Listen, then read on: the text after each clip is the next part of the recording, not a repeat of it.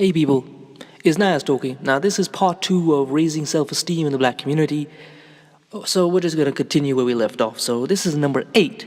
Stop watching negative images or media, stop watching television, stop watching newspapers that don't promote good images of yourself or your community. You know, I mean, we all know by now that, the TV is biased. It's always going to put out a bad story like CNN or Fox or MSNBC or whatever, but we're still watching it. Or we're still picking up these newspapers which we know will deliberately ignore a good story and then pick up a bad story about a black person. I mean, well, you know what I mean. We don't have to constantly rake up examples. So that's the thing, is we know that these media are poison, yet we'll keep watching them. We need to stop that. And we need to look at positive media. Like, I haven't bought a newspaper in at least a year, or maybe 2 years. It's been so long since then, I've forgotten how long it was. And I'm much, much happier. Every time I picked up the newspaper, I was so stressed. Anyway, so like I said, when I want the news, I go to certain groups of YouTubers, I go to certain pages that promote the kinds of things I want to. And yes, there may be negative news stories within that, but you also see positive things. I mean, going back to what I said in the other video about gender warring, I saw a post. I was coming from Jamaica, where there was a little girl stranded on one side of the road, and a black man picked her up, walked with her across the road, and then dropped her off so she could go with her school friend to, school. And you're not going to see images like that on the media where somebody has just gone and done something right to help this little girl.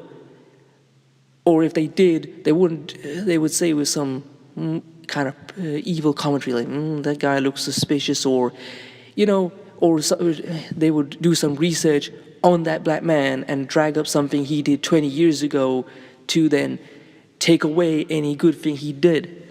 So, you have to look for those things. And there are plenty of them. You can find them. Black history pages, black news pages. You just got to go look for them.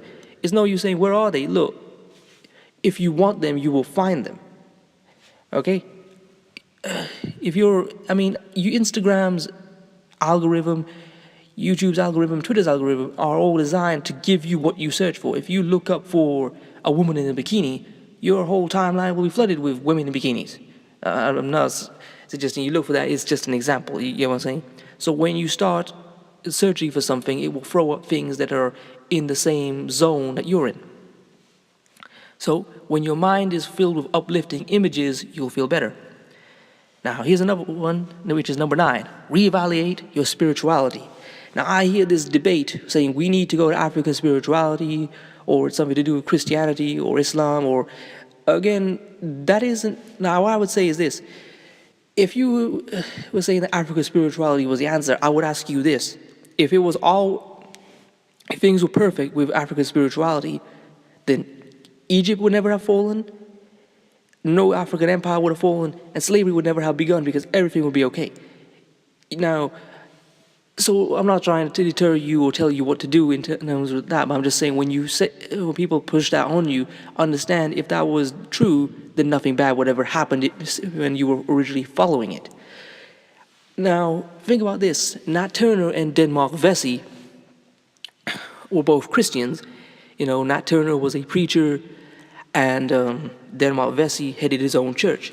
The thing is, they read the Bible for themselves, and they used the spirituality in a way that advantaged them. They read the Bible themselves. I mean, have you ever noticed that? How all these so-called Christians have never read it, or if they're there, they could only quote a few verses.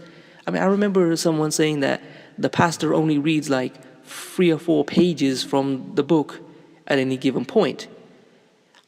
And that's something that you have to consider. So there might be knowledge that is empowering you in your form of spirituality, but you're not accessing it. And then we got to talk about Malcolm X and Muhammad Ali. You see, when they changed to Nation of Islam, and then their version of Islam, and then Sunni, which is Orthodox Islam, they began being for their people. They were empowered, while following their own religions. You understand? The spirituality they found was something that empowered them and allowed them to stand up for their people. So whatever spirituality you have, if you're not feeling mentally empowered or strong and able to stand up for yourself, your family, your community, then you need to reevaluate your spirituality and why it's not doing that. But what spirituality you use is up to you. I can't be the one telling you to do what you should do. Okay, now number 10.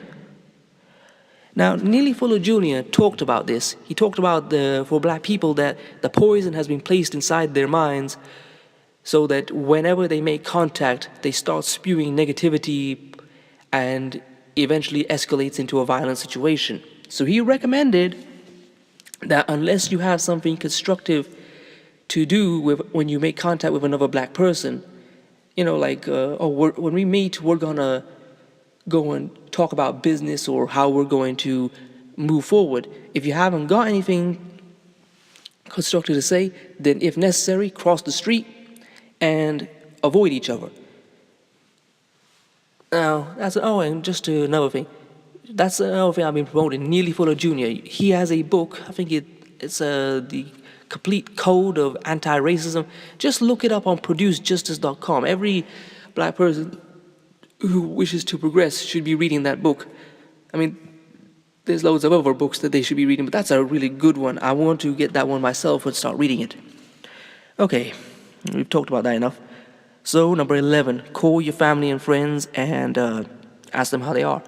Now, the thing is, you don't have to be treating every member of your friends and family like they're really close buddies and monitoring them every hour of the day.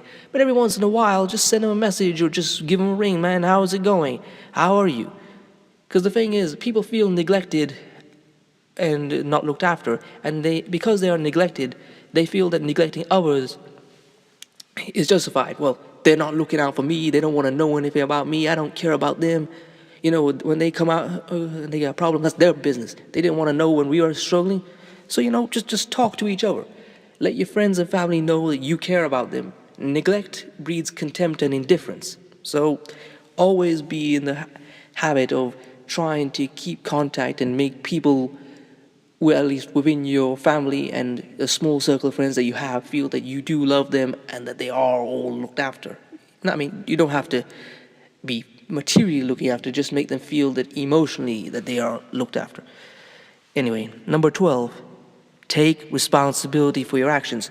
Now, I've seen this several times where people say, well, someone had something bad happen to them, and that kind of explains or justifies what happened to them. Now, I'll go so far as saying that I can understand why you're doing something, but we can't be in this pattern of saying, well, it justifies it, as if it lets them off the hook. Look, man, people may have done you wrong. They may not have been there for you when you needed them, when you were a child especially, but you're in control of what you're doing. I mean, what was it that Tupac once said? I can't control what every black male did. The only thing I can be responsible for is me, what I do. Same thing for you. The only thing you can be responsible for is you. So someone abused you in the sense like, hurting you or mistreating you. Look, that does not give you an excuse to hurt people. And you need to, and you'll say, well, okay, you're not 21, 25, 30, 40, you're not a child anymore. You have to take responsibility for your actions and say, I have to stop this kind of toxic behavior. I have to stop mistreating people. I need to treat people the right way. Okay? That is the way to break the cycle. That is the way to break the chain of, I hate this punny rhyme, but, break the chain of pain, by taking responsibility for your actions and trying to change things. And maybe you have been emotionally or mentally damaged by the stuff you've gone through in your life. So if you really are facing that, then you need to take responsibility and say, I've been damaged and I need to seek therapy, I need to seek counseling, I need to seek help for what has happened to me to fix the problems that are inside me so that I'm no longer causing pain and hurt to my family, my friends, the people around me, or just random strangers. Okay? And this is the last one, number 13. Cut out negative people from your life. And that's a fairly obvious one. The thing is, a lot of people hang out with people who are not uplifting them or not pushing them forward. And sometimes it's just because, well, I've known them, him, her, for years.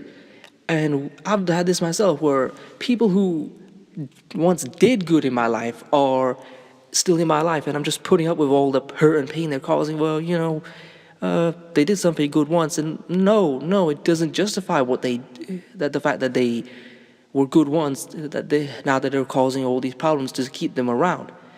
The Prophet Muhammad once said, what was it? It's better to be with the good than with the bad, and it's better to be alone than with the bad. If cutting out all your circle of friends to get out the toxicness from your life and to push yourself into a situation where you're moving forward in your life is what it takes, then that's what you're going to have to do. Anyway, this is just a small list of things that you can do to push yourself and your community forward. So anyway, please comment, rate, share, and subscribe. If you found this useful, again, please share it. If you want to support this channel, leave the GoFundMe. If you want to check out my Instagram, I'll leave that there. Peace, family.